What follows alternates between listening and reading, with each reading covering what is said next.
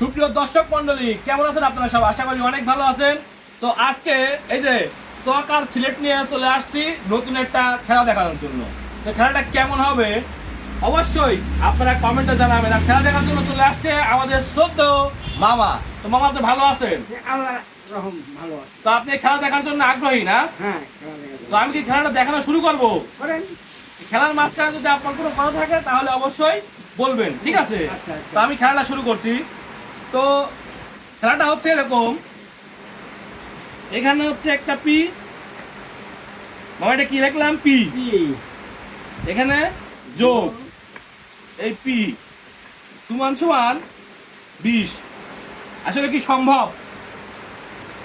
সম্ভব আছে, এই যে এখানে আপনি এখানে আপনি যোগ চিহ্ন পরে 10 মানে আপনি বলতেছেন যে এই পি 10 আর এই পি 10 সমান সমান, 20 কিন্তু আসলে জিনিসটা কিন্তু এরকম না। কিরকম বলেন? মানে ছোট্ট একটা টেকনিক খাটায় আমি এই বীজ বানাবো, ঠিক আছে? তো ক্যামেরাম্যান ভাই, তুমি কি এদিকে আসো, তুমি এই জিনিসটা দেখাও। দেখেন, এই পির মাথায় কি আছে? একটা গোল আছে। গোল আছে। এই পির মাথায় কি আছে? একটা গোল আছে। আচ্ছা, তো আমি যে কাজটা করব, এই পির থেকে এটা শূন্য কেটে দেব, দুইটা শূন্য কেটে দেবো। তাহলে এই শূন্য আর এখান থেকে একটা কিনে নিলাম শূন্য, সমান সমান শূন্য। শূন্য শূন্য যোগ করলে শূন্যই হয়। আর এখানে কত আছে? 1 প্লাস 1। এখানে লিখলাম 1 প্লাস 1 সমান সমান তাহলে 2, ঠিক আছে?